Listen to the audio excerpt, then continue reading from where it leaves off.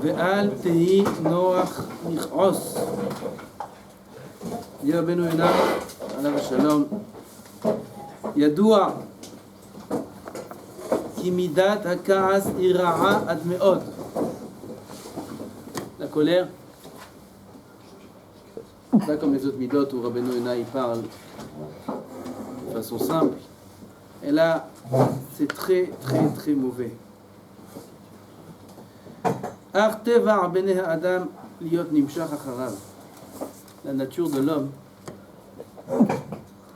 est d'être attiré par la colère. L'homme en général, le français en particulier. Eh oui.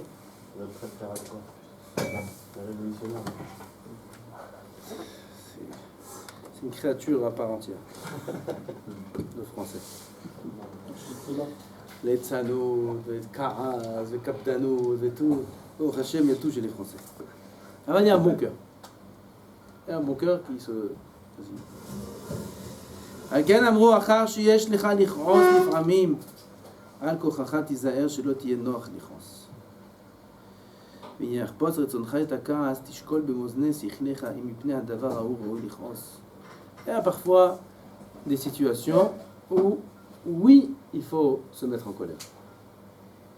Aval quand le Rambam dit, comme dans toutes les midotes, quand un homme il doit s'écarter, il va arranger une mida.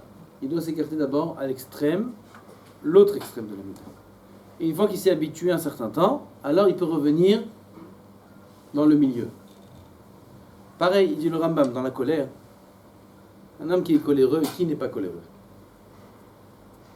Il doit d'abord, pendant un certain temps, ne jamais se mettre en colère pour aucune raison au monde. C'est très dur. Quand on est marié. Quand on n'est pas marié, c'est pas dur. C'est pas dur. C'est un petit peu dur, surtout avec les parents. Aval, c'est faisable. Au début du chemin, celui qui veut travailler sa colère, il doit prendre sur lui que, en aucun cas au monde, il lèvera la voix. Ah, il se mettra en colère, c'est pshita. Et là, il lèvera la voix. Il faut parler avec un ton qui est doux, qui est bas. Quand un homme il parle avec une voix qui est douce, agréable, ça apaise sa colère, non seulement de celui qu'il a en face, mais de lui-même aussi. Ça apaise la colère. Après qu'un homme, il a travaillé un certain temps, et il a réussi, Baruch Hashem, à ne plus jamais se mettre en colère. Jamais, pas une fois. Alors, là, il peut revenir au juste milieu, et parfois utiliser la colère. Parce que parfois, il faut l'utiliser. On veut réprimander les enfants, ou les élèves. Parfois, il faut montrer qu'on est en colère. Il ne faut pas avoir une colère intérieure. Une colère intérieure est jamais permise. Dans aucun cas au monde, même pour une mitzvah, ça assourd d'avoir un éveil de colère dans son cœur. Ça assourd. Le Zohar, il dit des choses très très graves sur ça. Il y a un livre entier qui s'appelle Erech HaPaim, mais plusieurs livres. Alors, celui-là, c'est le plus connu, sur la colère. Un livre entier, que sur la colère. Et là-bas, il dit, quand tu liras mon livre, il dit, il y a plein de livres qui parlent de la colère. Il dit, mais c'est quoi l'intérêt de faire un livre sur la colère? L'intérêt, il dit, c'est quand tu auras ce livre-là sur la table, chaque fois que tu le verras, tu te rappelleras qu'il ne faut pas se mettre en colère, il faut que tu l'as lu. Okay? Ah, il y a la colère qui me rappelle, il y a le livre qui me rappelle, parce qu'on se met en colère. Il écrit là-bas, au nom du Zohar, que celui qui se met en colère. À tel point qu'il en vient à jeter des kélim, des ustensiles, des choses qu'il a sur son passage, il a un stylo, il le jette. Dans sa colère, où il pousse. Vous voyez, les coléreux parfois, ils sont en colère, ils poussent comme ça, il se lève, il part. Il vient à déplacer des objets ou à les jeter dans sa colère. Il dit là, c'est qu'il est arrivé à un niveau où il fait Avodah Zara. Pourquoi? Parce que de suite, à ce moment-là, sa neshama, elle sort de lui. Elle sort. Sa neshama, à lui, elle sort. Et il vient à l'intérieur de lui une neshama du mauvais côté. C'est mamash un changement de neshama. Et c'est la raison pour laquelle un coléreux arrive à un stade où il est incontrôlable. C'est quelqu'un de gentil. Une fois, j'étais à Pessah. Peut-être j'ai raconté ça une fois. Quand j'étais jeune, j'ai été marqué, jusqu'à aujourd'hui, je suis marqué.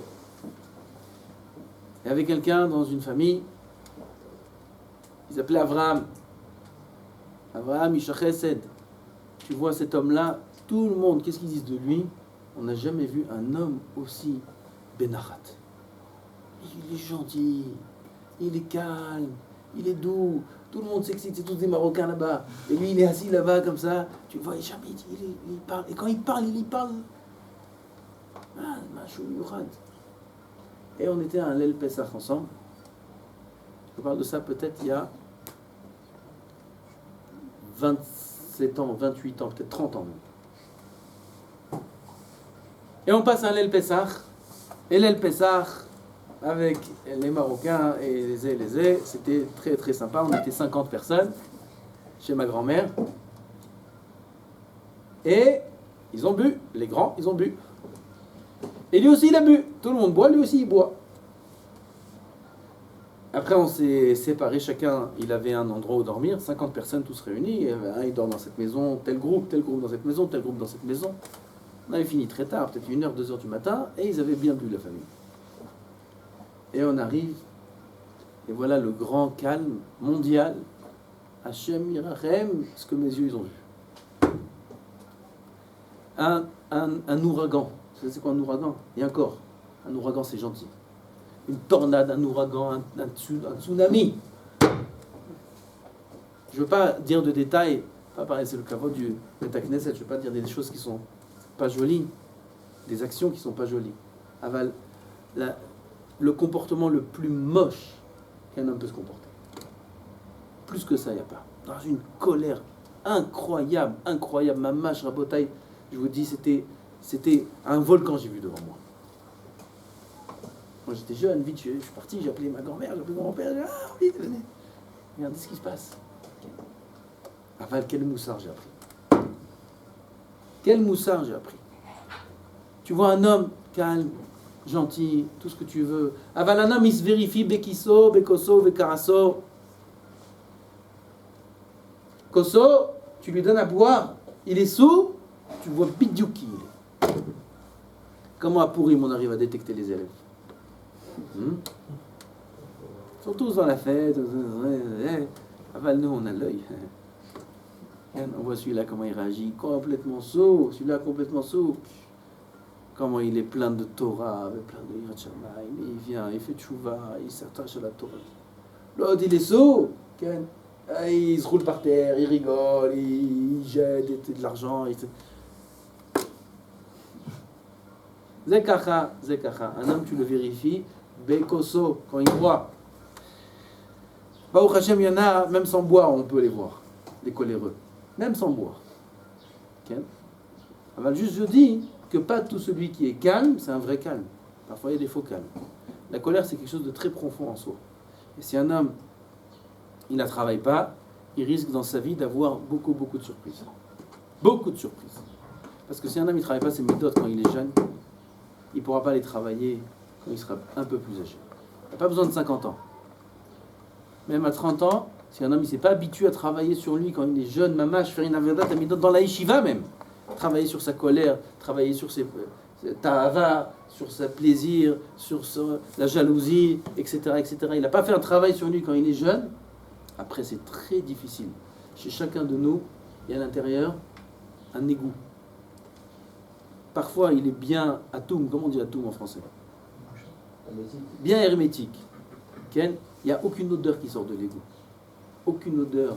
Il est bien recouvert avec de la peinture. On voit rien. Ah, il y a un égout à l'intérieur. À l'intérieur de l'homme, il y a un égout où il y a toutes les plus grandes saletés du monde dedans. Très sale. L'homme, il peut devenir très cruel. Moi, je connais quelqu'un, il est, peut-être je vous ai dit déjà aussi, plus Rahman que lui, comment dire Rahman, miséricordieux que lui, qui aime les briottes et qui aide. Je vous ai dit une fois, il a roulé en voiture, il a écrasé un chien, il s'est arrêté sur l'autoroute pour enterrer le chien. Tellement il a eu de la peine qu'il a écrasé le chien. On a vu un enterrement d'un chien, presque il lui a fait un espède. Enterrer un chien, ça montre combien son cœur il est sensible. Quelle sensibilité. Et je le vois quand il se met en colère. Plus cruel que lui, il n'y a pas. Il peut voir la personne mourir en face de lui, il n'en a rien à faire. Alors, qu'est-ce qui se passe? Un homme, il est comme ça. Une chose et son inverse. Oui, dans le cœur à l'intérieur de nous, on a une poubelle, Rabotai. Au fond, on a une poubelle. Parfois, ça peut prendre des années jusqu'à qu'on découvre. Qu'est-ce qui nous fait découvrir? La femme. Un homme, il se marie, il a une femme, Baruch Hashem, Kenegdo. Contre lui. Contre lui, elle sait exactement où taper. Dans le mille. Tac. Hop, et tout d'un coup, il réagit d'une façon. Bizarre, pourquoi j'ai réagi? Jamais j'ai réagi comme ça. Jamais, combien il me disait? Jamais j'ai dit des mots pareils. Jamais. Tout d'un coup, chas v'shalom, il y en a même, ils peuvent lever la main. Il ne frappe pas, il lève la main. Et l'homme, il est surpris, qu'est-ce qui m'arrive? S'il ne fait pas attention tout de suite, Rabotai, il prend un chemin qui est Hashem Yerachem. Très dur après à travailler. Parce que quand il rentre dans l'engrenage, l'homme, c'est très difficile. C'est pour ça qu'il faut faire très attention de travailler ses midot jeunes. Jeunes travailler ses midot. Et il n'y a pas comme la yeshiva, comme endroit pour travailler ses midot. Il n'y a pas. Supporter l'autre, supporter l'un. C'est pour ça que la Gemara a dit, celui qui est korès, il est be'anecha ki orved avodah zara. Si tu vois quelqu'un qui est coléreux, tu ne le regardes pas comme un coléreux, tu le regardes comme celui qui fait la pire avéra de toutes les avérotes de la Torah, qui est avodah zara. Pourquoi? Parce que le Yetzer Hara, il dit à l'homme, comme ça la Gemara dit dans Shabbat, aujourd'hui, fais ça, fais une petite avéra. T'as fait la petite avéra? Demain, il va te dire, bon allez, maintenant, viens, on fait ça. Quand je dis demain, c'est pas le lendemain. Demain, ça peut être pour lui 10 ans. Ça ne dérange pas. Lui, il peut travailler avec toi pendant 10 ans pour te faire passer de niveau 1 au niveau 2. Et après, la route de 2 à 10, elle est très rapide. C'est vrai que la première descente de niveau, elle est difficile. Mais une fois qu'il a réussi à faire descendre l'homme d'un niveau, après tous les niveaux d'en dessous, ils sont très rapides. Un homme, il chute très vite. Ils disent, Chazal, tu vois quelqu'un qui est korès, kol hashover, kelim b'chamato, tout celui qui casse des ustensiles, des objets par sa colère, yi be'enecha ki orved avodah zara, ki ilu orved avodah zara. Lama, kach d'un kosh el etzara. Aujourd'hui, lui dire, c'est kach, demain tu fais ça, après tu fais ça, après tu fais ça, jusqu'à qu'il entraîne à faire les pires de toutes les affaires de la Torah. Et on a vu ça de nos yeux, Rabotai. De mes yeux, j'ai vu des Avrechim et des Bachurim tomber comme des mouches. Ils sont tombés. Du plus haut des niveaux au ras des pâquerettes. Et ils sont tombés comme des mouches. Lama, je casse. Et je midot. Quand il y a des midot, Rabotai, c'est très très difficile de s'en sortir. La reine, il faut faire attention. Chas Shalom, le Neshama, elle se change, elle devient Elzar, elle devient un dieu étranger. Et le Zohar, il dit que les mauvais anges, les Shedim, ils prennent l'objet qu'il a jeté et ils l'amènent sur leur misbeach. Ils ont un misbeach là-haut, les Shedim. Ils ont un hôtel. Ils l'amènent en tant que sacrifice. Il a pris le téléphone, il a jeté son téléphone. Hashem Ishmor, ils prennent ce téléphone-là, et on amène un korban. À qui? À la Sitra Achra, au Satan. Alors, Minan, des choses graves, il y a écrit sur la colère. Combien c'est grave? À la reine, parfois, on a besoin de montrer une colère. Oui, on a besoin de montrer qu'on n'est pas content. Ça peut se faire que si un homme, d'abord, il a travaillé sur sa colère auparavant. Et il s'est habitué à ce qu'à l'intérieur, il n'y a pas de colère qui est déclenchée. Alors là, il peut faire semblant. Mais si un homme, à l'intérieur, il est coléreux, il est chaud déjà à l'intérieur, déjà ça monte. Ça monte, ça chauffe. Okay? Et il va dire maintenant, il faut que je monte la colère, je vais faire semblant d'être en colère. Okay? J'ai appris dans le Rambam, j'ai appris dans Rabbeinu Yonah, qu'il faut faire semblant dans le visage. Je vais faire semblant dans le visage. Il va commencer à faire un visage de colère, tout va sortir comme si tout va sortir d'un coup. Comme un volcan qui jaillit. Toute la colère va sortir. Ou alors à l'inverse, un homme il est calme à l'intérieur. Et il veut montrer la colère. Alors parfois il faut hausser le ton. Il va lever le ton il va commencer à parler un peu plus fort, ou même crier pour bien se faire écouter, pour une mitzvah, ce que vous voulez. Ken, tout de suite, il déclenche toute la colère à l'intérieur. Ça s'allume à l'intérieur et tout va sortir. Combien il faut être prudent avec la colère. Il dit Shlomo HaMelech alav shalom, al tevahel beruchacha nichos, ki ka'as bechek kesilim tanuach. Ne t'empresse pas à te mettre en colère, car sache que la colère, elle réside à l'intérieur de gens qui sont bêtes, qui n'ont pas de date.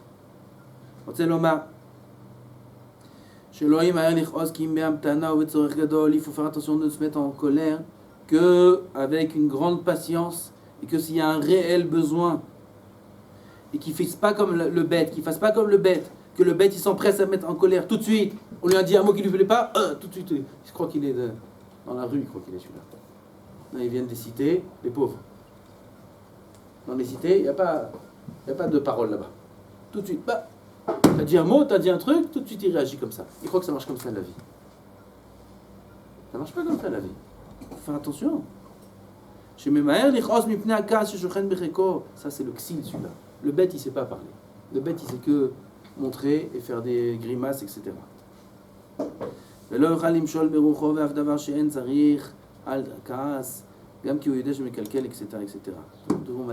Même si un homme il sait qu'il abîme dans son kaas, parce que malheureusement un homme quand il rentre dans la phase du kaas, il n'est plus maître de lui-même. C'est normal, c'est plus un neshama, c'est une autre neshama. Il n'est plus maître de lui-même et il peut arriver à des conséquences qui sont graves. Comment vous croyez qu'il y a des meurtres? Tous ceux qui sont en prison pour meurtre, vous croyez qu'ils voulaient tuer quelqu'un un jour? Ils ont prévu le meurtre, c'est des tueurs à gages, ils sont venus, ils ont mis le silencieux, le truc, et hein? Comment vous croyez qu'ils étaient? Deux trucs, ils se disputent, l'autre il dit qu'est-ce que tu as regardé, l'autre qu'est-ce que tu regardes, il est venu, il a fait un mauvais geste, il a tué. Il est tombé, il est mort. Police, prison. Meurtre. Prison. Parce que le cas, il est entraîné. Il entraîne le meurtre, le cas. Un homme, il peut aller très loin dans son cas. Un homme, il sait que quand il est en colère, il abîme. Il n'y a rien de positif qui va sortir de sa colère. Il sait, pendant sa colère même, il en est conscient. Qu'il parle mal, qu'il agit mal, que c'est pas bien quand la façon dont il parle à sa mère, la façon dont il parle à son père, à sa femme, à ses enfants, c'est pas bien ce qu'il est en train de faire. Il sait. Et la preuve, après, quand il se calme, combien il est mal, combien il regrette. Pourquoi j'ai dit ça? Pourquoi j'ai parlé comme ça? Mais elle ne mérite pas, mais elle est gentille, ma mère, elle est gentille, mon père, pourquoi j'ai fait ça? Il regrette. Il sait, il ne pourra pas s'en empêcher, c'est impossible de se contrôler quand on est en colère. כמו הנחש שהארס בשיניו לדעת מקצת חכמים.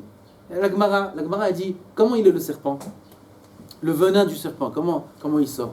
Les gens y croient, ils crachent, comme ça les gens y croient. Le serpent il a du venin dans sa langue, dans sa bouche, et il crache comme un homme il crache. C'est faux. La Gemara a dit comment il est le venin du serpent. Il a deux dents. Dans ces dents là, il y a un tuyau à l'intérieur. Dans ce tuyau, il y a le venin qui est posé.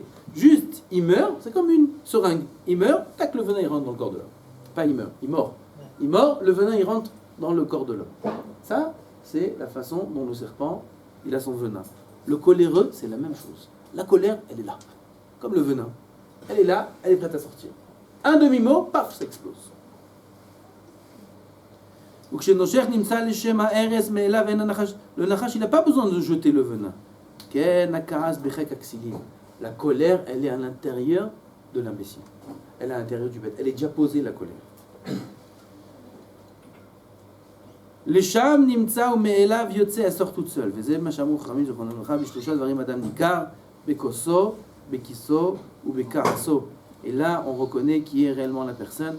Quand la personne elle se met en colère, là, tu peux savoir qui il est réellement. Tout ce que tu vois quand il est calme et quand il est gentil et quand c'est pas lui. Qui c'est lui? Regarde comment il est quand il est en colère. Est-ce qu'il dit des vulgarités?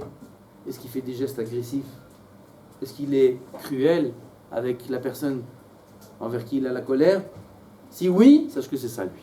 C'est un cruel, c'est un agressif, c'est un rotzer, c'est tout ce que vous voulez. Okay? Alors quelqu'un qui se met en colère, mais même dans sa colère, Alors, il arrive à se maîtriser, et il ne dit pas de vulgarité, ça va pas loin. Il se met en colère, il lève un peu le ton, mais de suite il se calme, et après il vient demander pardon. Zadam Tov. Zadam Tov. Comme ça, on reconnaît l'homme. Tout ça, à Rabotai, il faut faire attention à faire un travail. Encore une fois, quand on est jeune, maintenant il faut travailler sur tout le lien entre les Bachourim. Combien, Baruch Hashem, il y a des occasions de travailler. Il ne manque pas des occasions, il n'y a pas besoin de chercher les épreuves. Elles sont là autour de nous, autour de vous. C'est très facile, il suffit juste de supporter à petite dose. Vous savez, quand on prend un traitement qui est fort, on ne commence pas à la dose maximale. Le médecin, il dit, voilà, le traitement que vous avez besoin, c'est telle dose. Mais vous commencez première semaine, telle dose, tel cachet. Après, on monte la dose, après, on ne peut pas monter d'un coup. Pareil, la Avodat Amidot, la Kadosh Baruch Hu, il nous donne la possibilité d'abord de travailler les midot avant le mariage. Après le mariage, c'est les grosses doses. C'est les grosses doses où là, si tu n'as pas travaillé déjà le traitement à petite dose, c'est très difficile. Un homme, tu lui donnes directement la grande dose de médicaments, il est par terre. Alors, il faut d'abord travailler les petites doses. C'est quoi? C'est les shiva. Supporter l'un, supporter l'autre. Il m'a fait ça, il m'a pris ça, il m'a dit ça, la liste est longue. Supporter les uns les autres. Le supporter entre nous. Il m'a réveillé, il est rentré dans la chambre plein milieu de la nuit. Chacun son histoire. On supporte. Ça, c'est des petites doses, ça, c'est rien du tout. C'est rien du tout. Et c'est là qu'il faut travailler. Il faut travailler à ce niveau-là. Bon,